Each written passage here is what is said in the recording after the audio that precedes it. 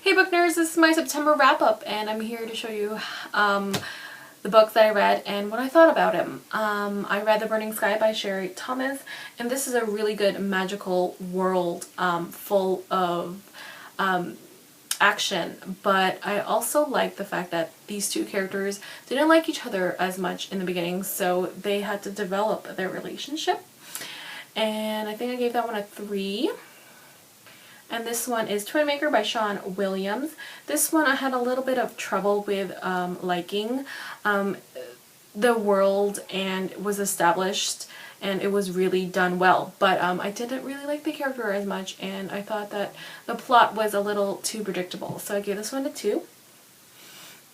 And then I read Endless by Jessica Shirvington, which is the 4th book in the Embrace series, and I really enjoyed this one. It just gets better and better every book that has been released, and I'm just dying to read the last one. I think it's the last one, I'm not sure, but this book just like blows just gets higher and higher. Like the action just gets higher and higher, and it gets hotter and hotter with the two characters, so I liked it a lot. And I got also Find Me by Romily Benard. This one I had issues with it. I didn't like the character as much as I wanted to.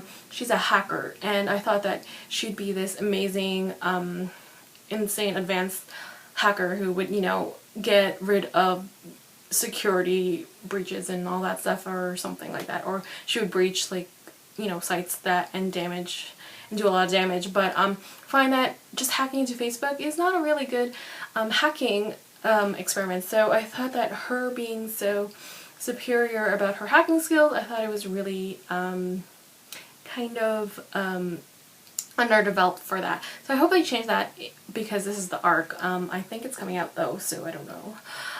And I also found that who the murderer isn't as surprising. It was really predictable, so that was another element. I think I gave that one a 2, so yeah. This one is A Dead Girl's Detective Agency by Suzy Cox. I thought this one was a really fun read. The character was a little, I want to say flighty, and not to say flaky, but she's a little flighty, and the other dead girls in this book was kind of funny too, so I thought it was a pretty solid read. The writing was done well, but I gave this one a 3. And then I got to read Letting Anna Go by Anonymous. I loved this book. This one was powerful, emotional, and it kind of made me cry. This is a book about anorexia, so if you really want to get into a character that has delved into this disease, then read this book. It was just so powerful, and you really do learn a bit about yourself after reading this book, just because of your relationship and nature with food. So I thought that was a really intense read. I gave that one a 4, I believe so. And I read Tomorrow by C.K. Kelly Martin, and this is the 2nd book.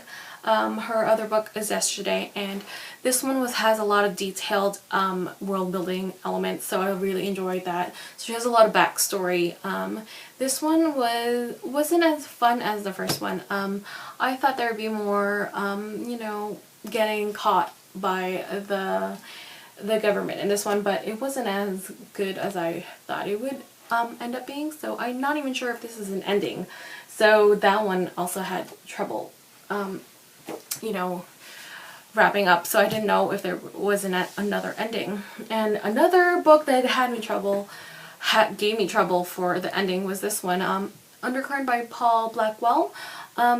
It did remind me of The Butterfly Effect. So if you know that movie, this is what a character, Callum, I want to say Cal, he basically loses his memory, and everything has gone wrong. Like, everything about his past life is completely different, so he sees, like, he tries to find out what's happening and all that stuff. So I thought it was interesting. I gave this a 3, but I also had, you know, different inclinations, just because the ending, I was like, is this gonna end, or is this gonna, you know, keep going? So I'm not even sure if it's a standalone or a series.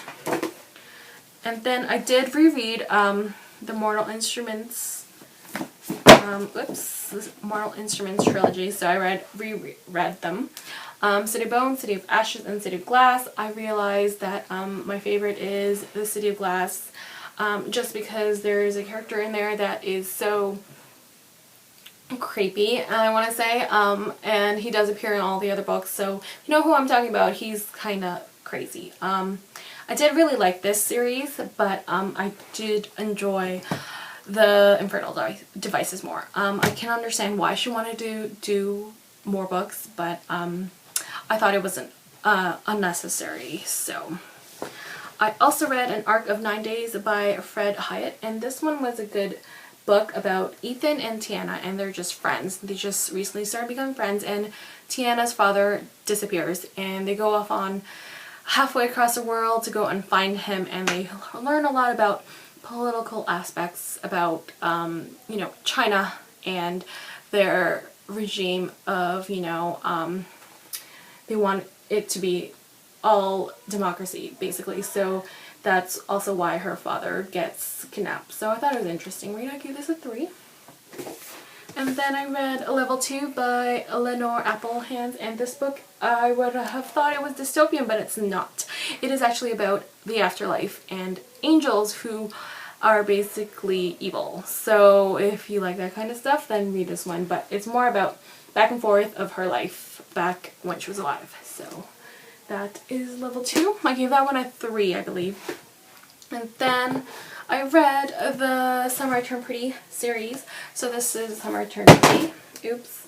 The book fell, and by Jenny Han. And then the second one is Not Summer Without You, which I really enjoy. Okay, actually, I should say more about this one. I didn't like the character Belly as much in this one, and we're introduced to her life at the summer house. So in Cousins, actually, that's where it is.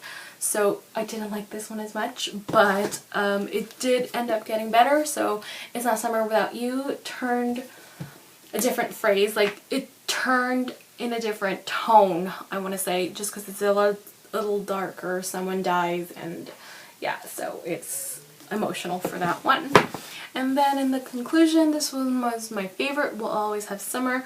I thought this one was really good. I liked how the love triangle finally came together and she ended up picking someone. And it's not surprising, obviously, but I thought it was a really good read as far as contemporaries go, because sometimes I get really bored. But I thought that series was pretty solid. And this is my favorite, In the After, Demitria by Demitria Lunetta. I'm sorry, I'm mumbling. This one is about aliens who have come to Earth, and this kind of reminded me of the Fifth Wave. So in the spur of aliens overtaking the world, and I want to say there is a twist and turn in this one. So the big twist, I didn't really, you know, I guess from reading all these books, I don't necessarily see it as a surprise, but it was a really good book and I really enjoyed it. So the second, I really can't wait for the second one, but cover isn't as pretty as I thought it would be, but that's what you get for, you know, survival books. So that is it for me. I will see you guys all next month. Bye guys.